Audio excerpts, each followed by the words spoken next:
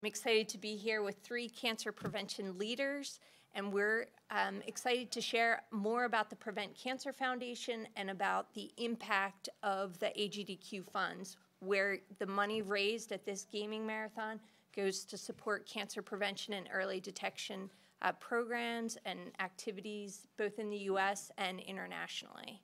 So I'm here with Dr. Jim Malshine of Rush University, Dr. Kathleen Schmaler of the University of Texas MD Anderson Cancer Center, and Rick Avila of Acumetra. So we want this session, we're going to take about an hour. The panelists will talk about programs supported by AGDQ, and Jim is also our vice chairman and serving as the scientific director of our board for the Prevent Cancer Foundation. He has a long history with the foundation and will be able to talk about the broad reach of the foundation. You're going to hear about programs supported through the funds raised through this marathon and also have a chance to ask questions. So I have been directed to tell you to come up to the microphone on the bottom left here to ask questions. You can ask after each panelist as well as at the end of our session. So again, thank you for being here and welcome.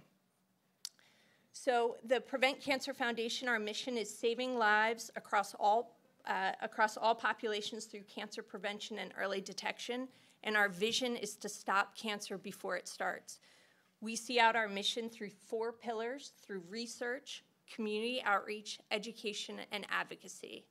And through the support of the AGDQ Marathon, we have been able to support community grants internationally as well as in the US.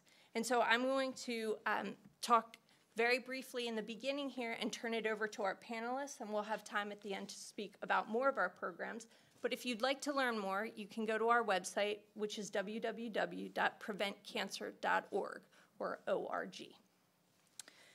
So with our international support, we've been able to fund programs in Africa for cervical cancer as well as lung cancer work across the globe. And so I'm going to turn over to Rick. I'll give a short introduction of Rick is a computer scientist. He is the CEO of Acumetra, a high-performance imaging services company focused on advancing the science of image-based decision-making. He has extensive experience leading the development of healthcare applications in academic, government, and commercial settings. His main area of expertise is the development of computer-aided detection algorithms for early lung cancer and the quantitative measurement of lung nodule size change over time.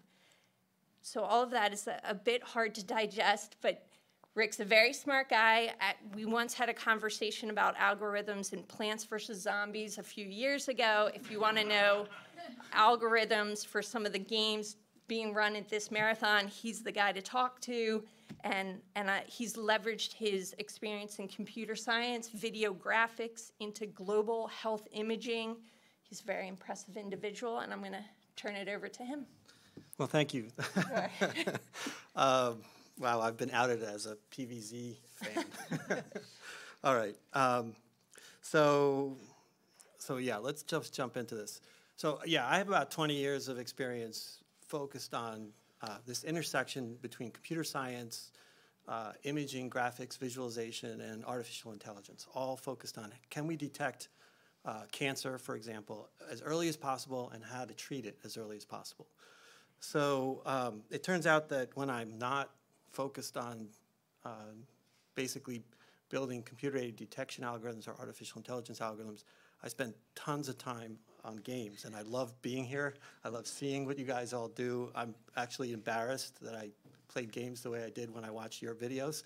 But the intersection between the gaming technology that you see here, some examples, and PVZ is down on the right, by the way,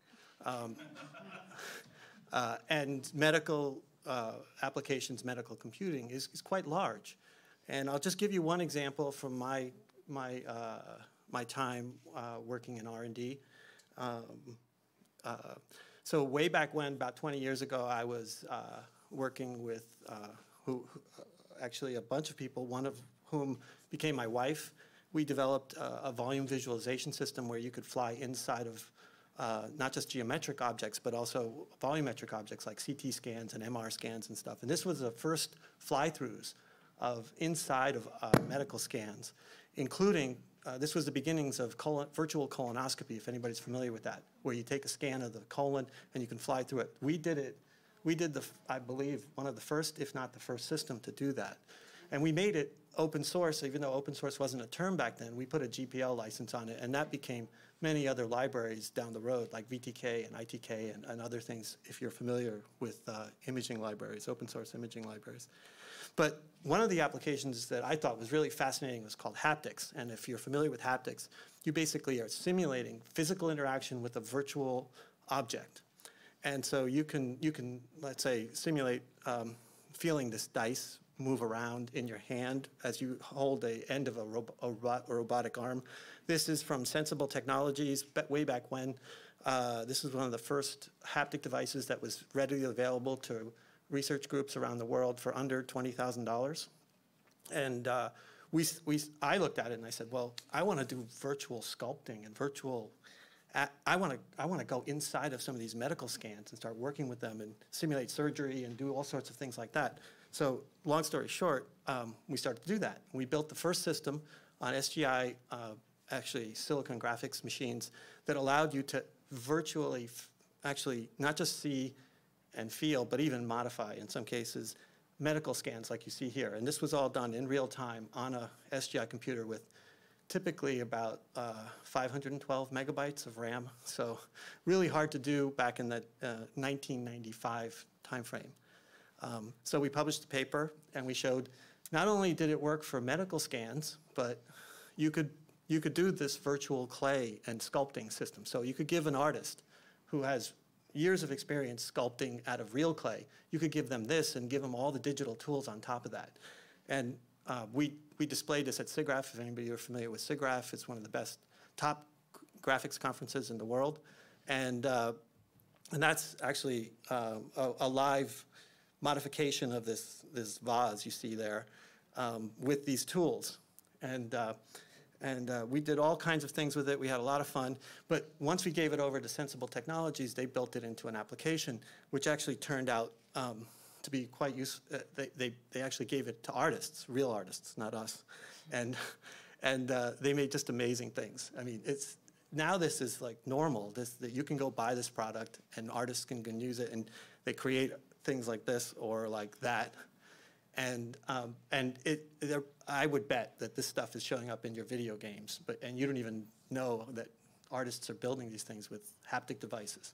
So anyway, what I'm getting at is that not just haptics, but the graphics cards, all of the algorithms, the physics, the artificial intelligence, all those technologies, they're at the intersection between medical imaging and gaming. And as you keep going and driving the gaming industry further and further and further, the medical industry also wins by that. So just give you my perspective on that. But let's talk about lung cancer. Lung cancer is a top cancer killer, not just in the United States, but in the world. In the United States, if you add the next 3 cancers, typical colorectal, what was that? Pancreas and breast, you still don't exceed the number of deaths from lung cancer. So we have a major, major problem. And that's true across the world, by the way. It's a top cancer killer across the world. So why is that the case? Well, it turns out that most people don't know they have lung cancer until it's too late. On the left, you'll see a stage 4 lung cancer. You can see it's pretty much occupying the large majority of the left lung. The chances of this person surviving are less than probably 5%, because now it's metastasized. This person probably had some indication they had cancer. They may have had difficulty going up a flight of stairs or doing some exercise, or maybe you cough up blood or other things. But it's too late. I mean, we can help save these people with drugs and other things. But if we can detect it when it's 5 millimeters, like you see on the right, the chances of this person being alive 5 years later shoots up to 85%. Now imagine we had a drug that had that kind of an effect. It would be off the charts popular and would make all the headlines. But we right now today know how to detect early lung cancer at this stage and treat it at this stage. And we essentially, in large numbers of cases, effectively cure the patient. So it's an imperative that we get these tools out there in the community, detect these early lung cancers, and save these lives. But we have to do it in a responsible way. And in the United States, by the way, this is now reimbursed, which is a huge accomplishment, actually because of Jim and many other people that has gotten this through. It takes a lot of work to get something reimbursed in the United States. But what about the rest of the world? Well, it turns out that they're following as well, but there's a lot of, unfortunately, bad scanners out there. So in 2010, long story short, I designed a phantom to put on the chest of patients, and we just wanted to test whether the dimensions of objects in the field of view while a person's being scanned were being properly represented.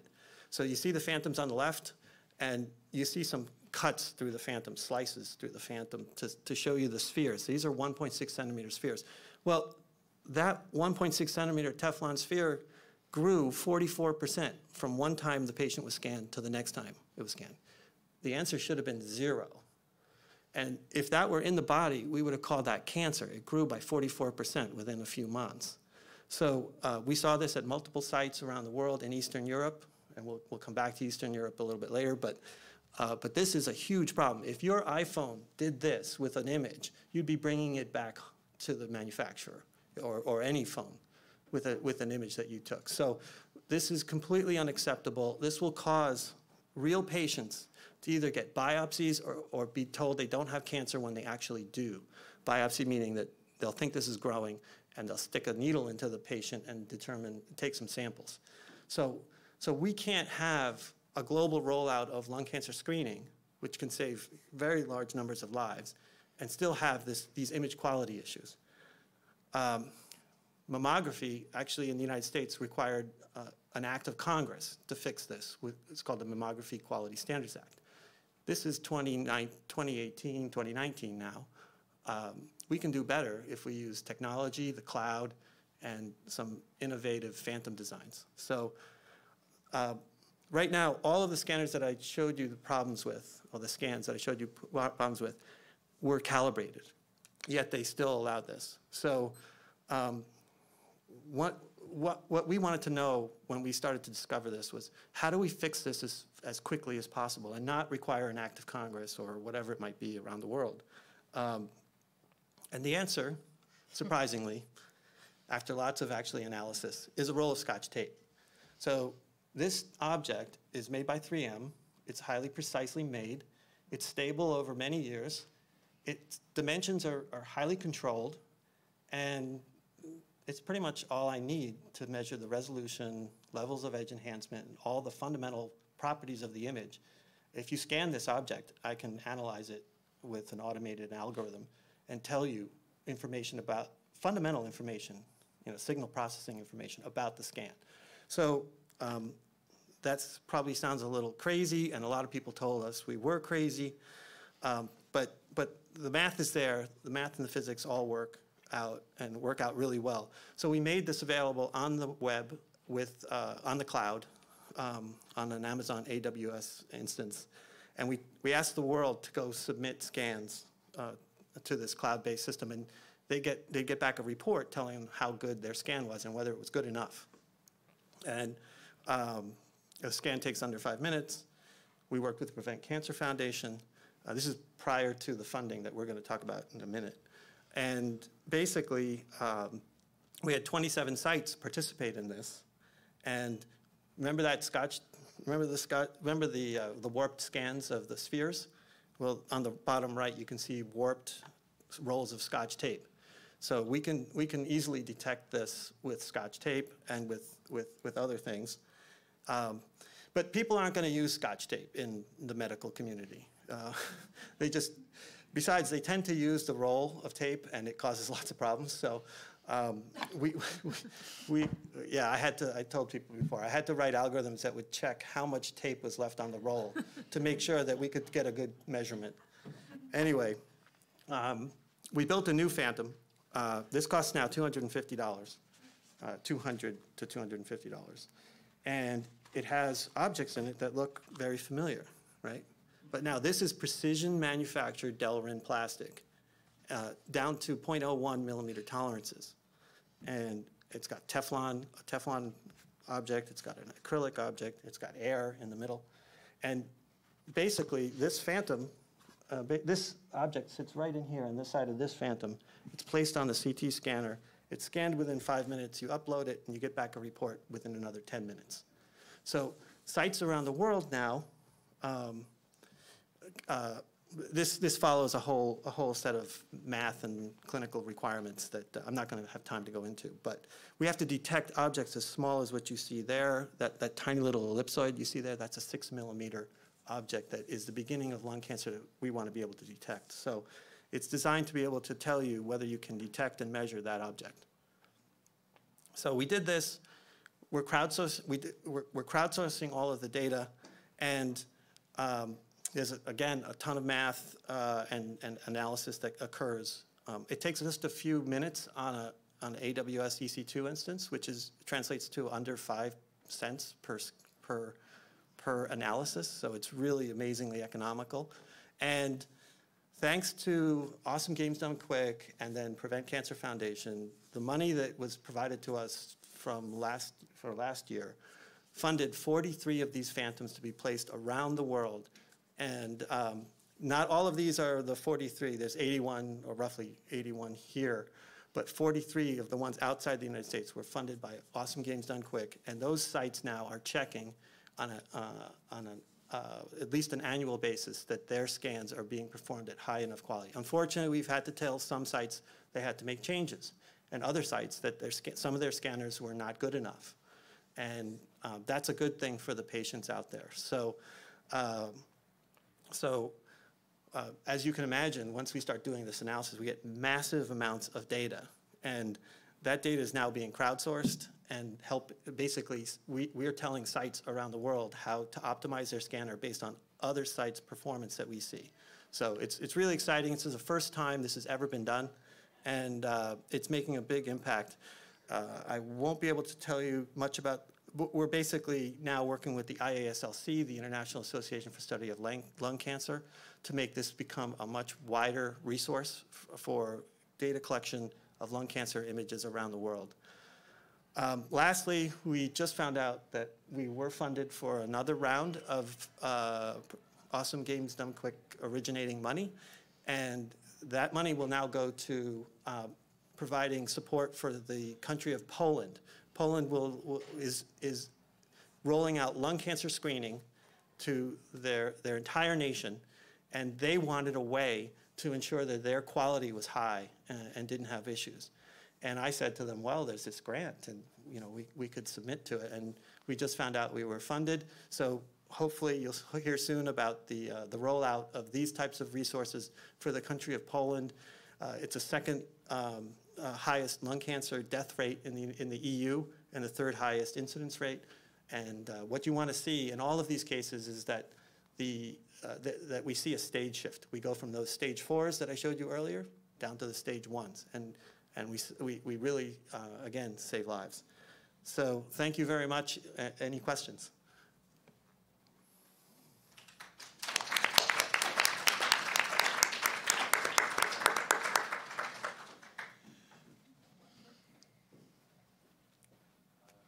I have a statement first. As somebody who has Polish heritage, I do thank you for bringing those things into the country.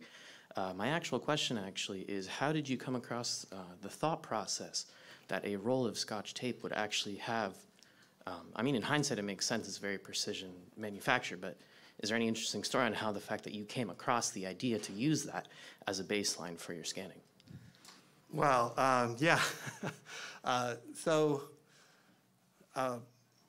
What happens is when you study something long enough, you learn what the fundamental issues are, and the fundamental issue for measuring those small lung nodules is the main thing is resolution.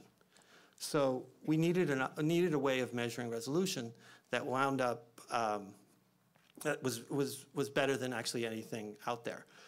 I also knew that to measure resolution, all I need is an edge. Edge of a piece of plastic would do.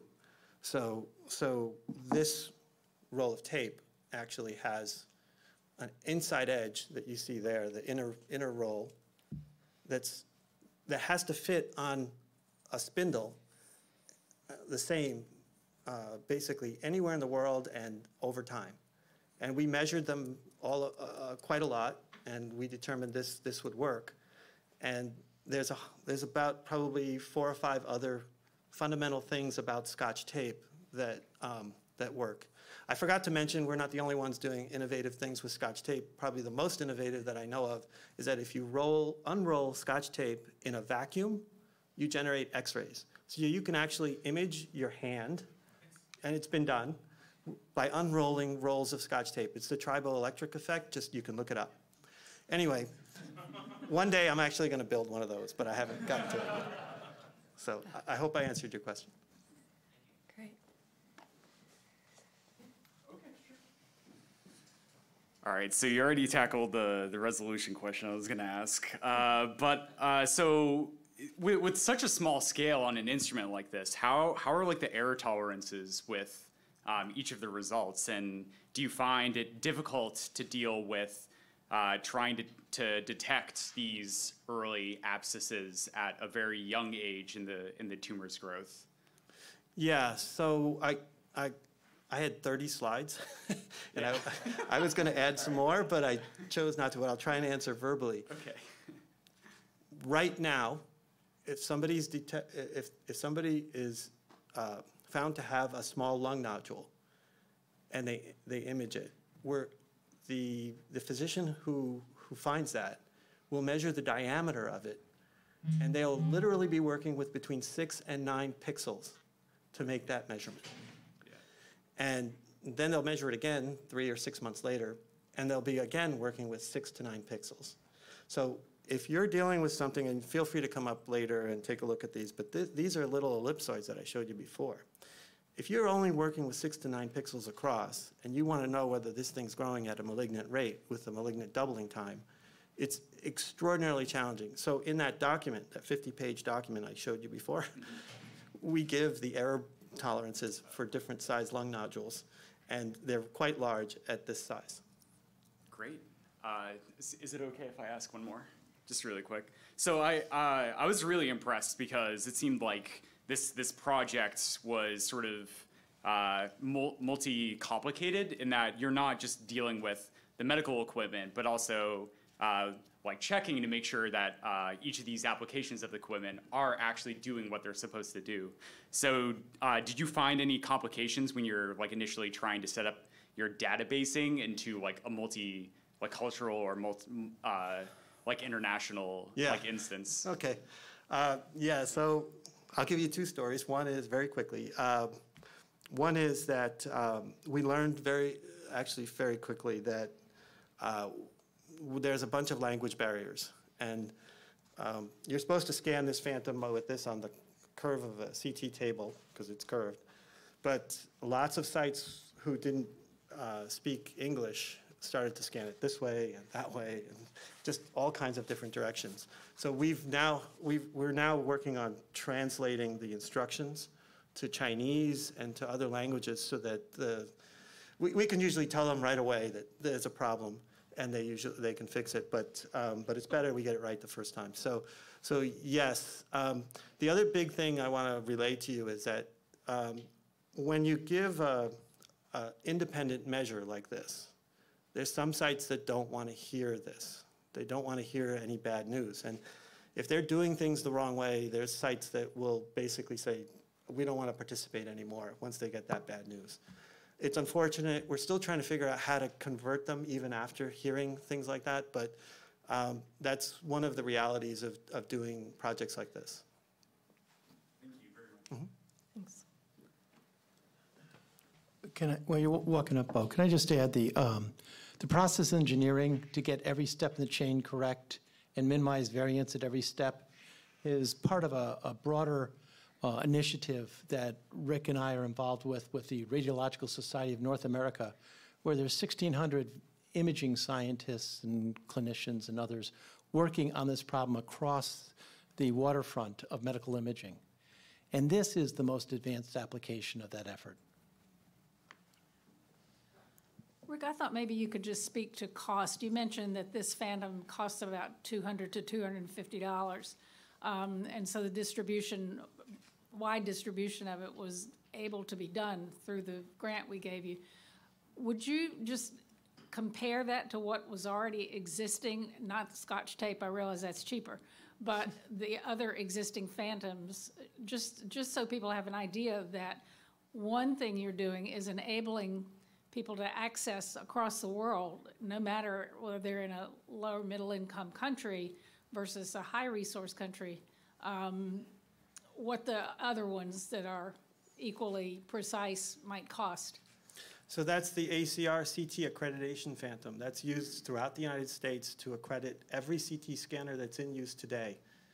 It costs between $4,000 and $5,000 depending on the options that you add to it. And it was designed many, many years ago. It was not designed for measuring small lung, telling you whether you could measure small lung nodules like this. It requires a medical physicist, so a pretty high salaried person, to come in and work on a CT scanner for an hour, maybe 45 minutes, but loss of scanner time is a big deal. So what we're doing here is we're basically bringing a whole new type. This is a completely different type of Phantom. It's made of the same foam that you have in your sneakers. And I think it's going to disrupt things because now anybody at any institution can simply drop this on the scanner. A technologist can scan it within 5 minutes and get back more information about resolution than this scanner. This Phantom has an error of plus or minus 1.5 millimeters on what's called Z thickness, or thickness of a slice. This was probably down at 0.1. So there's just a huge difference. We can't replace this Phantom that you see here with this, but we can answer questions that this Phantom cannot answer at all.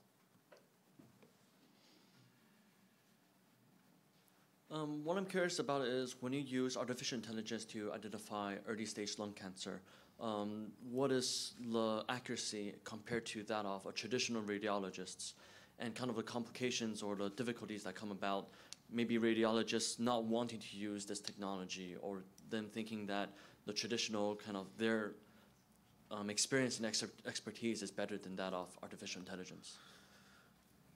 So there are many people who are threatened by artificial intelligence, and it was true 20 years ago, 10 years ago. But what I like to tell people is that what's going to happen and is happening is that computer-based algorithms are going to have one set of strengths, and humans have another set of strengths. And it's going to take the merging of both of those to get the best performance. And that's what we see. At this point in time, the AI algorithms still are basically being used in combination with human intelligence. But clearly, if we get enough data and the algorithms advance far enough, they could actually do a first, I'll call it triage, of lots of scans. So they could eliminate 90% of scans without any human having to look at it. And I think that's coming. That's going to happen in many areas of medicine and other places.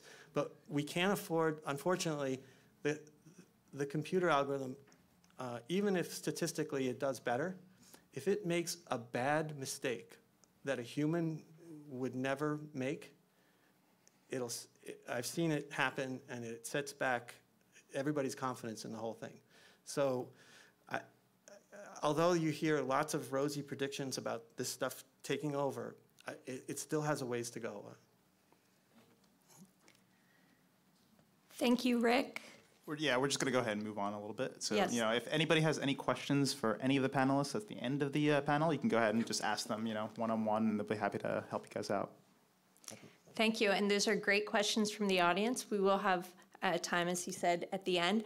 We're going to switch to Kathleen, Dr. Kathleen Schmaler. She is an associate professor in the Department of Gynecological Oncology at the University of Texas, MD Anderson. She provides surgical care and chemotherapy to women with gynecologic malignancies, and she serves as the director of the colposcopy clinics at MD Anderson and their partner public institution, the Lyndon B. Johnson Hospital. Her primary research interest is in cervical cancer prevention and treatment, particularly in low and middle income countries and for underserved women in the U.S.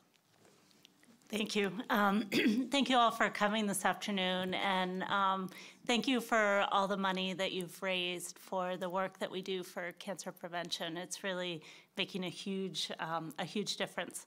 I'm going to talk a little bit about a project we have in Mozambique, Africa. Mozambique is in southern Africa, right next to South Africa. It's a large country, about 28 million people, and the majority of people, 70%, live in rural areas. One of the things about Mozambique is that it's a former colony of Portugal, so they speak Portuguese as the official language, which causes the country to be a little bit isolated, as most of the surrounding countries are English-speaking.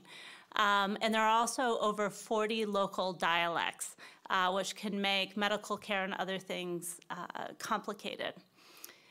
It's a very underserved and low-income country. The life expectancy is 58 years old, and if you compare that to the US, the life expectancy in our country is about 80. It also has a low literacy rate of 47% compared to about 99% in the US. And for women, it's even lower. It's about 28%.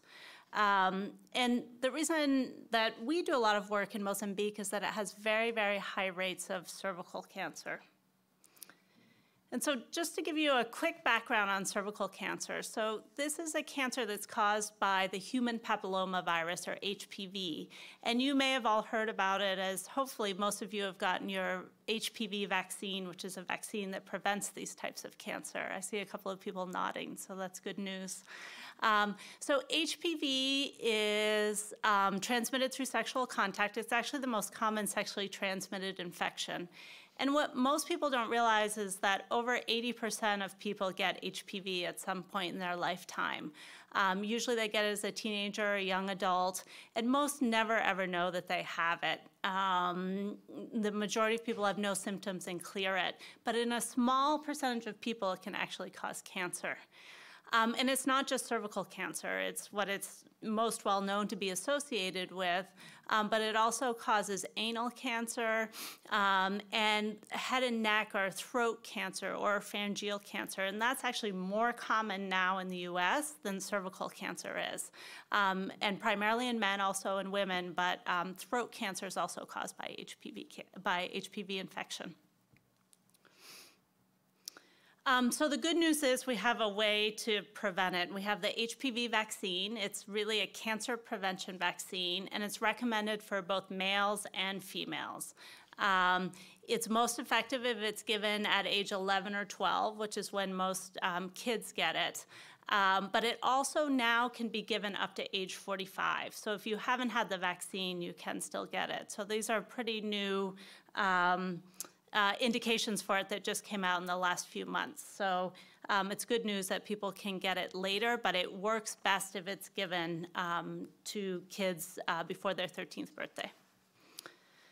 So cervical cancer is totally preventable. We know what causes it, the HPV virus. We have a great vaccine. The problem is if people have already been infected and didn't get the vaccine, and the vaccine's only been available for about 12 years now, we still have screening for cervical cancer. So many of you have probably heard of the Pap test. All women are recommended to get a Pap test, and now we can actually test for HPV as well.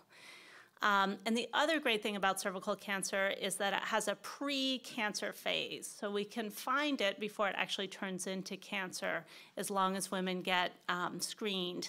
And then if we find it in that pre-cancer phase, we can treat it pretty easily by freezing the abnormal cells, burning them, or removing them with pretty straightforward procedures. And it takes about 10 years to go from the pre-cancer phase to cancer. So we have lots of time to intervene. So the bottom line is no one should be dying of cervical cancer. I often say it's one of the few cancers that we've figured out. We know what causes it. We know how to prevent it. Yet we still have a lot of women dying from this disease. And the death rates are really high in underserved parts of the world. So if you look at this map, the countries in green have relatively low rates of cervical cancer, and the ones in red have really high rates. So you can see the regions of the world with the highest rates are Latin America and then sub-Saharan Africa. And we know that about 85% of cervical cancers occur in low and middle income countries. So there are about 500,000 new cases and 275 deaths annually around the world. But in the US, it doesn't even make the top 10. It's the 18th most common cancer among women. And this is really because of screening. So the invention of the Pap test, which is just taking some cells off the cervix and testing them in a lab, and having an organized screening program has decreased the rates of cervical cancer by 70% in the US since the 1950s and 60s. But when you look at lower resource countries, it's still the first or second leading cause of cancer. And in Mozambique, it's actually the #1 cancer among women. So in the US, it's the 18th most common. In Mozambique, it's the #1 cancer. And women who die of cervical cancer tend to die in their 30s, 40s, 50s. They often, are the caretakers for their children. They may be the primary breadwinner in the family. So it's really devastating to a family and really to a country to have such high rates of cervical cancer deaths. So what are we doing with your funds to help this? So we've been very, very lucky to get a grant from the Prevent Cancer Foundation from Awesome Games Done Quick to help us with the cervical cancer problem in Mozambique. What we're primarily doing is teaching. As I said, the disease has more or less been figured out. It's just getting all that we know to populations that don't have good screening programs. As you can imagine, Mozambique has a big shortage of doctors, especially cancer doctors or oncologists. And the procedures for cervical cancer screening and treatment don't actually require specialists. So we're training general doctors and nurses to screen and treat women with the precancerous lesions in Mozambique. So we do something called colposcopy, which is really just where we look at the cervix in someone who's had abnormal screening. We actually use vinegar or acetic acid. It's a great way to be able to tell there's abnormal cells. The vinegar actually dehydrates the cells, and if they're abnormal, they show up white. So even just by looking with the light, and I'll show you, you can see when someone has precancerous lesions without a really expensive test. And then, as I said, if they're abnormal, we can freeze those abnormal cells or use thermocoagulation where we burn them, or we do a simple procedure where we remove them. So what we've done over the last few years is hold courses in Mozambique for the medical providers. We do it 3 to 4 times a year. And it's doctors from MD Anderson, where I work, as well as Brazil. And the reason for Brazil is that Brazil's also a Portuguese-speaking country, and so our colleagues from Brazil obviously can communicate much better than we can from MD Anderson with all the Portuguese-speaking providers there. Our courses last 2 to 3 days. We give lectures, and then we do a lot of hands-on training using low-cost simulation models. And these have been developed by our bioengineering colleagues at Rice University in Houston to help us to better teach. And so you can see here, we hold courses where we have doctors and nurses from throughout the country that come. And then we teach them how to do colposcopy, and as I said, that's just looking at the cervix with a magnification device. So normally these machines, colposcopes, cost about $2,000 to $3,000. They're big, they're bulky, they break, so they're not very handy. So we've been working with a company called Mobile ODT that developed this mobile colposcope that really just uses a smartphone. They use a Samsung, and it has a lens, as you can see, and a light, and they can take it from clinic to clinic with them, capture the images. If they have a question, they can send it to me in Houston, and we can look at it and work with them to try and figure out if it's abnormal or not. And then they also have a way with this to be able to keep track of the patient. So it's really been a great device. And as I said, we do a lot of hands-on training and simulation. You can see here people practicing the colposcopy and then also doing biopsies. This is a thermocoagulation where we burn the abnormal tissue. Here we're using a piece of beef tongue, so we use a lot of meat to sort of simulate how it would be when they do it in the human. And then here we're practicing doing the procedures where we excise it. And the team from Rice has developed these little models. They're made from ballistic gel. They 3D print a mold and then use ballistic gel to make a model of a cervix. And then we use liquid paper to paint the little areas on it that are abnormal. To help with the teaching, so that all these providers can learn how to do these procedures with the simulation models and before they start treating patients. Then here you can see these are 3D printed models that are temperature sensitive. One of the things we wanted to show is for people to be able to see what happens when it's abnormal. And here you can see it turns white, and that's exactly how it looks when you put the vinegar or the acetic acid on, and then it fades with time. So they've developed a bunch of these models for us to be able to use in our courses. And then we stay connected to the team. We have video conferences every month with them using Zoom, the Zoom platform, which they can join from any cell phone or tablet or computer. And then the doctors and nurses in Mozambique present cases of patients they've seen that they have questions on, and they'll show us the pictures that they took with those mobile colposcopes. And then our team in Houston, and as well as in Brazil, will work with them to try and help them take better care of the patients. So you can see here, this is our team. On the left is our team in Houston. Up on the screen, you can see everyone calling in from different parts of Africa, and then we review all the cases with them. And really, we want to make this a sustainable program. So a lot of what we do is train the trainers. Two of the main doctors here are our partners in Mozambique who are now teaching all the local providers themselves, again, with our support from Houston and from Brazil. But really, the idea is that we have the teachers in Mozambique now taking over the courses. We also have a lot of government support and advocacy, which I think is very important, and the Prevent Cancer Foundation has done an amazing job with the US government here and is now helping us abroad. But all our projects are done in collaboration with the government and the Ministry of Health, the hospital leaders and patient advocates in Mozambique.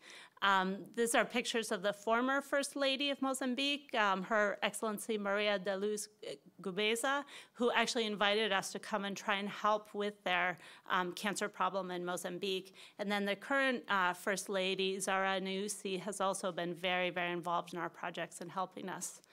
And then most importantly, he may look like our photographer, Mr. João Salomo, but he is from Mozambique and has been a huge patient advocate as well as program advocate and director for us in Mozambique. So we're very lucky to have him with us here today.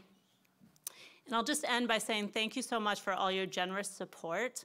I know you're here playing games, watching the experts, but just so you know, what you're doing this week is really helping a lot of people around the world with cancer prevention and cancer treatment. And most importantly, please get your HPV vaccine if you haven't already. And anyone who has children as well, again, the recommended age is 11 to 12, and it really is a cancer prevention vaccine. Thank you. Thank you.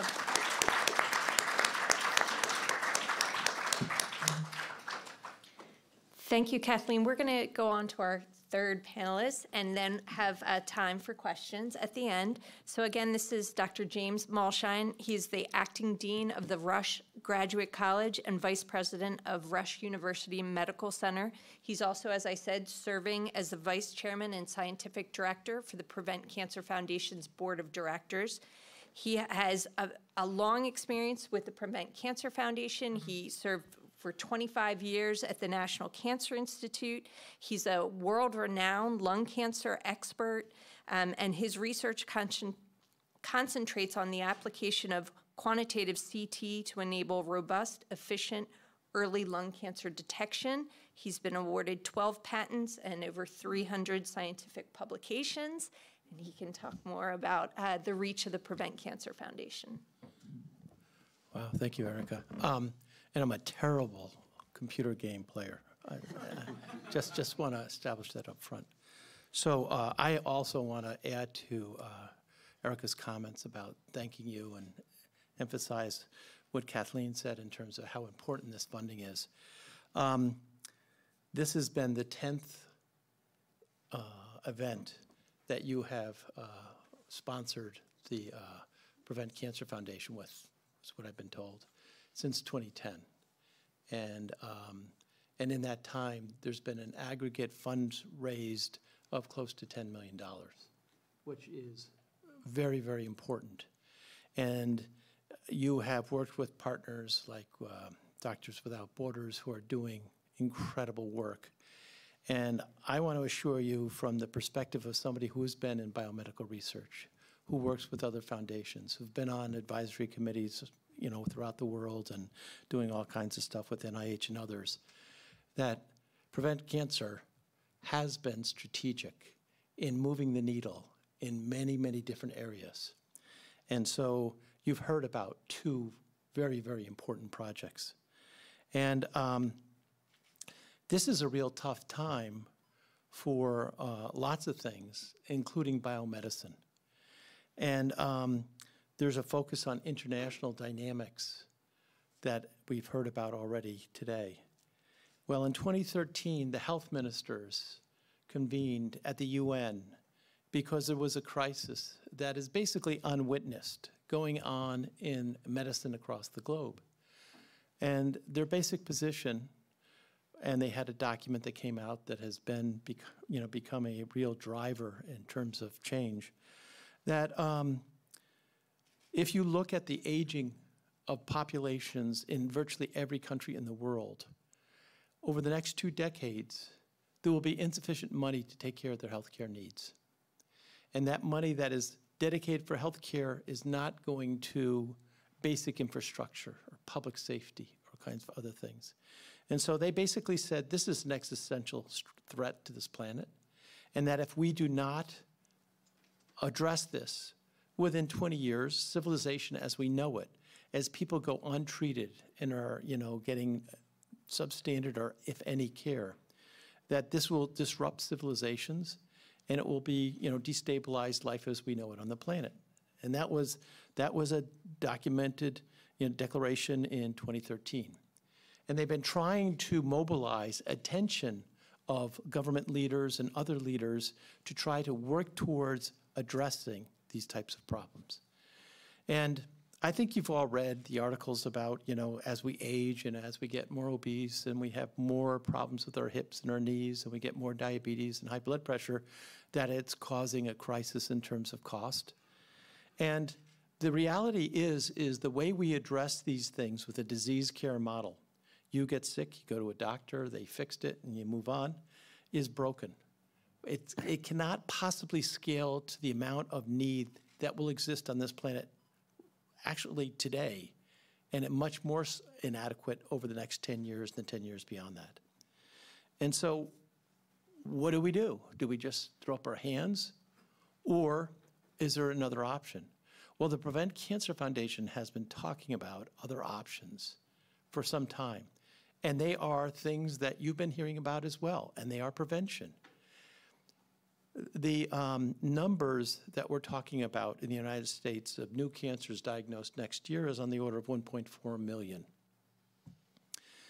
Across the world, it's about 18 million, and that's a conservative number. Those are vast numbers. And will we be able to provide optimal care for all those people? It's a big, big problem. I'm in Chicago, and not everybody in Chicago gets great care. And the same problems happen in lots of areas around Washington and throughout the country, throughout the world. And yet, the prediction done by stone-cold, clear-eyed epidemiological scientists and whatnot is that about at least 50% of those deaths are avoidable. They're preventable. They're caused by things that we know about that we can modify, and we can avoid those premature deaths. And so you think about things like, diet, exercise, tobacco, social activities such as we've heard about sexually transmitted diseases. They account for 50% of the mortality burden across the world. Now, it just so happens that in the United States, there's only one advocacy organization exclusively focused on bringing that message of what prevention can do to enhance the health of our nation, enhance the health of the world, to kind of short-circuit this financial time bomb that we're dealing with, because there are a number of things that we can do today in terms of skin care with the sun that Prevent Cancer has been on the forefront of addressing. They've been working with the best behavioral psychologists in the country to understand how to message these things in ways that will be more readily actionable by the broad segments of our population. You've heard about the implications in terms of papillomavirus. Well, it was some years ago that the Prevent Cancer Foundation started the program called Think About the Link. And Think About the Link is something that doctors and scientists know about, that viruses can cause cancer. But the general population was not connecting those dots. And so we just heard about the spectacular story about the development of vaccines to the causal factors driving cervical cancer and related cancers that has occurred really over the last 20 years. And this is one of the first evidence of molecular medicine actually working, where they figured out what the viral pathogenesis was due to, built a vaccine to it. Turns out the implementation of the vaccine is remarkably safe, relatively inexpensive, and we can make a disease that was the leading cause of cancer death in women in the 19th century, that is now the leading cause of cancer death still in parts of Africa today. We can make that go away within a generation. So this is very exciting things. Prevent Cancer has been trying to strategically partner with scientists, thinking and physicians and all kinds of other health professionals, trying to work on areas of major burdens of problems with public health, and to bring strategies and resources and experts and sustained dialogue to innovate, get things right, and to move them out. I think one of the things that Kathleen touched on, and I will reduce it to terms that I can relate to, in Mozambique, the effort was not to give people a fish. The effort was to teach people how to fish and how to transfer the technology so they could sustain this within their own culture. And that has been a hallmark of the community involvement that Prevent Cancer has been catalyzing across this country at least, and now internationally, in which efforts are made not just to solve a problem and walk away, but to work with the community to help understand the problem and bring sustainable solutions to bear that last. We heard this very exciting work that Rick has been involved with, that I've had the privilege of working with him on aspects of it. And it's about lung cancer, and lung cancer is the leading cause of cancer death in the world. But that's only the use case. This is demonstrating that you can leverage computational imaging in the context of an early stage disease and take something that is a lethal process and short circuit it and make it curable. And the strategy that Rick just outlined for lung cancer is going to be generalized into many other malignant and non-malignant diseases, as we figured out how to make measurements in the clinic with these images of very small objects in very reliable ways, so that we know, and when our communications with the patients, we'll know when things are getting better and when things are getting worse. And right now, that is not possible in the early stage of pancreas cancer, esophageal cancer, lung cancer, many other entities. So these are very strategic issues that are getting seed funding to allow ideas to blossom in ways that are transformational. And so just as Doctors Without Borders are doing incredible work, I think the people associated with the Prevent Cancer Foundation have been very attentive to the desires of the leadership of your group that has been trying to be really a transformational force in international prevention. So I think that is what I came to say. And if there's any questions or things that I could clarify, please let me know. Thank you very much.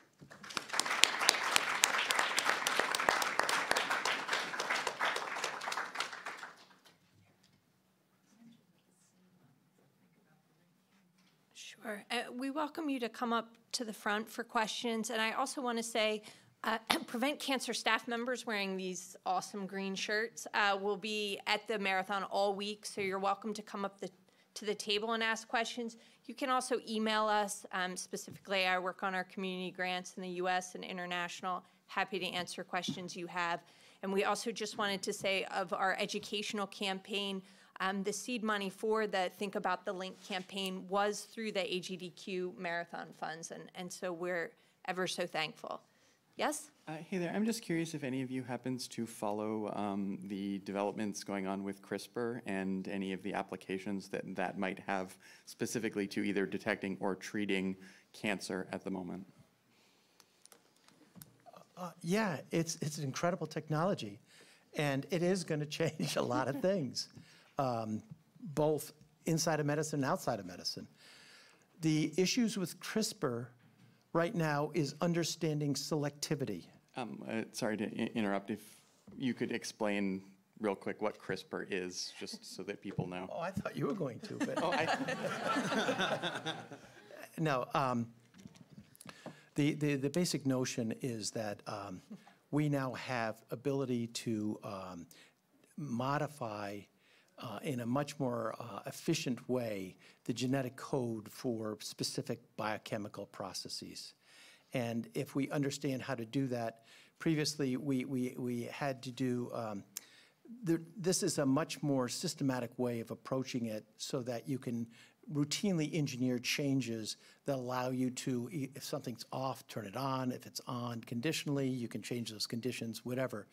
But the point of it is that CRISPR, like other things that we've done with antisense and other technologies, we're focused on this. And the body, evolving out of the primordial swamp, has used the same mechanisms over and over again and has changed them and flipped them around and this, that, and the other things, so that we actually have relatively few biochemical pathways doing really important stuff like rowing or moving muscles and stuff like that. So when we are looking at this, sometimes this is also used in another context so that there's off-target consequences that could be undesired. And with CRISPR, we have more control over turning it on and off, but there's a possibility that we would do something good and plus do some other things we don't want to do. If we can figure out specific circumstances where we can mitigate those types of off-target effects, we could start doing that. They're gently trying to find those things now and trying to do it through responsible processes. And the scientists involved in this technology are very aware that this is profoundly powerful. And so we don't want it to happen like with Rick, where we have a problem, where we set the whole field back 20 years. So yes, we're very aware of it. And the stuff we're talking about, I think, is very complementary to that thrust of innovation. Thank you. Thank you. Hi, thanks for talking. It's really cool to hear what the money is actually going towards, because it's easy to throw your money at an event like this, but once you have some context with, with how it's helping, it's much easier to keep giving and give more in the future. So I actually have two questions, one building off of that. So you said there were some limitations currently with CRISPR and how to use it with this field. Is it more ethical or technological limitations going on? So this field is a big topic, so I don't know exactly. The things that we've been talking about, there hasn't been a specific CRISPR test case for any of this. It's been happening in other type of dimensions. I would imagine that CRISPR is going to be used with developmental genetic types of diseases before these are somatically induced types of things where other types of solutions are probably closer at hand, whereas, some of the metabolic problems and stuff like that that are develop in utero, and stuff like that could be addressed by it. So it's important, but in the context of cervical cancer or the interesting thing, cervical cancer with the new vaccines, colon cancer with the early detection that the Prevent Cancer Foundation with the colossal colon and stuff like that has been about communicating. These diseases, if we just do what we do right now, virtually go away. American Cancer Society 10 years ago said if people just followed the guidelines for what we have right now, there would be no colon cancer. So we have some things that we're ready to do right now. We are delighted if we get better and we can broaden that through other classes of diseases. Okay, and my, first question, but second now, is for whoever wants to answer. As somebody who works in research myself, I'm aware there's a disconnect between the researchers and the public. Would you guys say over the past 10 years, with or without the GDQ help, has there been some closure in the gap between the public and researchers?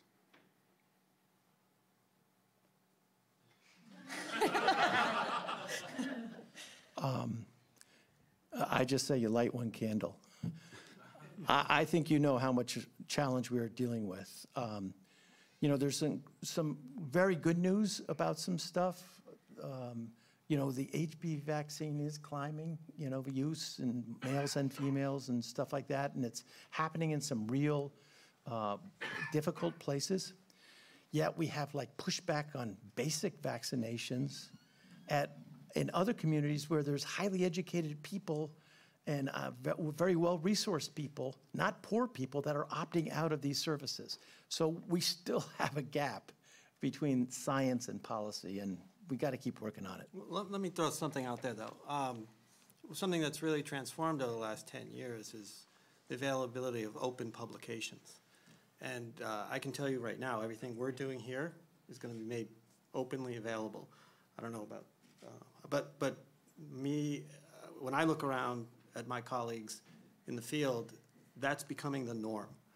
Not only is the publication becoming open, but the source code, the data, we're publishing data on this stuff coming up. So I think if we continue to do that, well, on one hand, it'll make it a little complicated to wade through, but I think we're going to solve that problem too. So I think it's coming, but yeah, it's still a big challenge. I would just say, of all the groups I've worked with, the Prevent Cancer Foundation really does an incredible job of trying to work with the communities. And I have to say, just all of you allowing us to do this panel is yet another step towards that, of really getting this information out to the public. So we appreciate you letting us talk with you today. Yeah, thanks.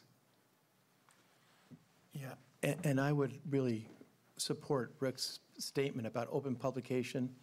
One of the things that we have now, like with the, we're doing the image quality stuff internationally with professional societies, with representatives from 80 countries. And with the cloud and other tools like that, we're able to communicate dramatically more effectively and much more rapidly. And that's a wonderful thing. And I just want to again thank everyone for attending, and thank you for your engaging questions. I want to thank the panelists one more time, and I hold the applause. And I do want to say that please come up to us afterwards, and if you have further questions, and again, come up to staff members this week, all week. We'll be here and happy to answer your questions. We're very appreciative of your support, and we want you to know where it's going. So please feel free to come up to us, and let's thank our panelists one last time.